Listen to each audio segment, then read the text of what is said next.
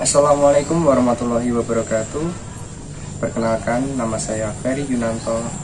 Saya berasal dari SMA Negeri 1 Ngurambi.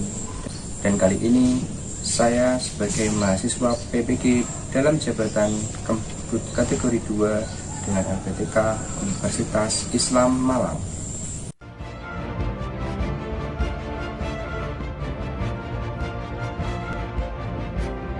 Selamat datang di Universitas Islam Malang. Universitas Islam Malang didirikan pada 27 Maret 1981 oleh para kiai, para ulama, para cendekiawan muslim yang memiliki cita-cita untuk mempersiapkan sebuah lembaga pendidikan yang memiliki kontribusi besar terhadap pembangunan bangsa dan negara bahkan dunia. Sarana dan prasarana perkuliahan yang representatif, indah, bersih, dan nyaman. Fasilitas yang dimiliki oleh Universitas Islam Malang sungguhlah sangat memadai sekali. Unisma perguruan tinggi yang tepat untuk mencetak insan yang cerdas secara intelektual, spiritual, dan sosial, dan akan mengantarkan anak didiknya ke gerbang mobilitas akademis ekonomi sosial.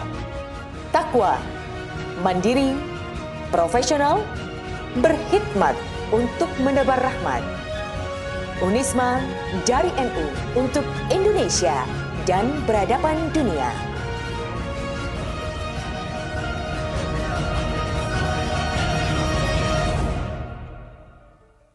Pada kesempatan kali ini, saya akan menyampaikan hasil cerita praktik baik atau best practice selama pelaksanaan program pengalaman lapangan dan PPG dari Universitas Islam Malang yang dilaksanakan di SMA Negeri 1 Ngurambi.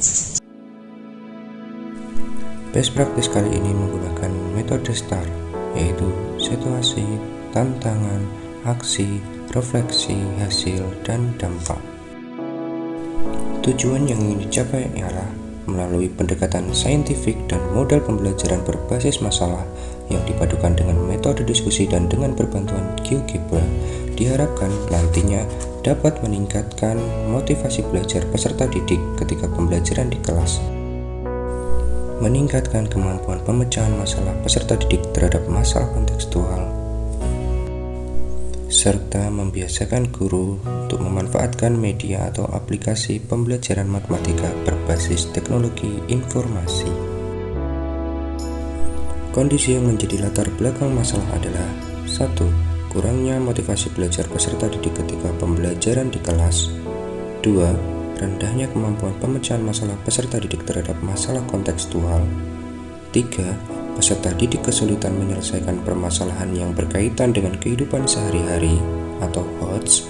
Dan 4. Pemanfaatan media atau aplikasi pembelajaran matematika berbasis teknologi informasi masih rendah. Praktik ini penting untuk dibagikan karena dapat menimbulkan dampak dalam proses pembelajaran, yaitu 1. Pembelajaran berpusat pada peserta didik. 2. Peserta didik lebih aktif dalam berdiskusi menyelesaikan masalah. 3. Guru berperan sebagai fasilitator dan katalisator. 4. Saat proses pembelajaran berlangsung, peserta didik lebih fokus. 5. Tercapainya tujuan pembelajaran sesuai dengan yang direncanakan. Dan 6. Memberikan referensi, inspirasi, dan motivasi bagi penulis dan rekan sejawat untuk dapat mendesain pembelajaran yang kreatif dan inovatif. Yang menjadi peran dan tanggung jawab saya dalam praktik ini yaitu 1. Menentukan identifikasi masalah yang ada di sekolah. 2. Mengeksplorasi dan menentukan akar penyebab permasalahan tersebut.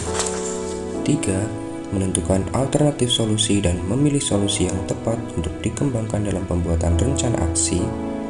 4. Membuat 4 buah rancangan perangkat pembelajaran yang terdiri dari RPP, bahan ajar, media pembelajaran, LKPD, instrumen penilaian, dan evaluasi. 5. Mengunggah 4 buah rancangan tersebut di LMS. 6. Melaksanakan pembelajaran sesuai dengan rancangan yang telah dibuat. 7. Mendokumentasikan dalam bentuk video pelaksanaan praktik pengalaman lapangan atau PPL. 8. mengunggah video versi asli dan versi yang sudah diedit 15 menit. 9. Melaksanakan refleksi kegiatan PPL bersama dosen dan guru PAMO. 10. Guru bertanggung jawab terhadap proses dan keberhasilan peserta didik dalam mencapai tujuan pembelajaran. Yang menjadi tantangan untuk mencapai tujuan yaitu 1. Pemilihan model, metode, dan media pembelajaran yang sesuai dengan karakteristik materi dan peserta didik. 2. Pengelolaan kelas yang maksimal agar proses pembelajaran berjalan kondusif dan menyenangkan. 3. Pendidikan karakter, baik dalam proses pembelajaran maupun setelah proses pembelajaran. Dan 4. Keaktifan peserta didik dalam pembelajaran mandiri atau kelompok. Yang terlibat pada PPL aksi 1 sampai dengan 4 yaitu 1. Peserta didik sebagai sentral dalam pembelajaran. 2. Guru sebagai fasilitator dan katalisator dalam pembelajaran. 3. Dosen dan guru PAMO sebagai pembimbing dalam proses melaksanakan pembelajaran PPL. Langkah-langkah yang dilakukan untuk menghadapi tantangan tersebut adalah diantaranya 1. Mencari kajian literatur dan melakukan wawancara dengan kepala sekolah, guru, rekan sejawat, pengawas, dan pakar untuk mencari alternatif solusi dari permasalahan yang ada. 2. Menyiapkan media pembelajaran yang sesuai dengan karakteristik materi dan peserta didik. 3. Membuat LKPD terbimbing yang dapat membantu peserta didik dalam memahami materi. 4. Melaksanakan pembelajaran menggunakan problem-based learning pada pelaksanaan PPL. Dan 5. Melakukan penilaian secara keseluruhan baik dari segi afektif, kognitif, maupun psikomotorik.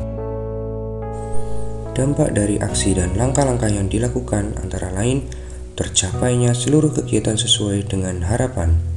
Peserta didik lebih termotivasi, aktif, dan percaya diri dalam proses pembelajaran, serta tercapainya tujuan pembelajaran.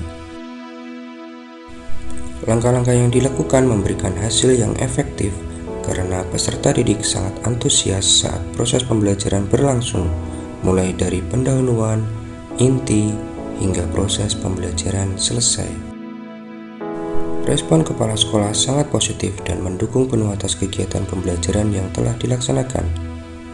Rekan sejawat memberikan respon positif karena berdampak terhadap motivasi belajar peserta didik dan pembelajaran menjadi lebih menyenangkan. Peserta didik menjadi lebih antusias dalam pembelajaran karena proses pembelajaran lebih menyenangkan dan media pembelajarannya menarik serta mudah dipahami. Beberapa faktor keberhasilan dari strategi yang dilakukan adalah diantaranya dukungan dari kepala sekolah, rekan sejawat, dan semua pihak yang terlibat di sekolah, peserta didik yang antusias terhadap pembelajaran yang dilakukan, serta penguasaan guru terhadap materi, media, dan model pembelajaran, serta langkah-langkah sesuai rancangan pembelajaran yang telah disusun.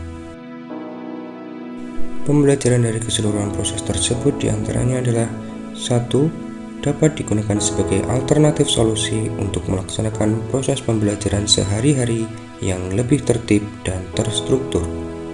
2. Memilih media sesuai dengan karakteristik peserta didik dan materi.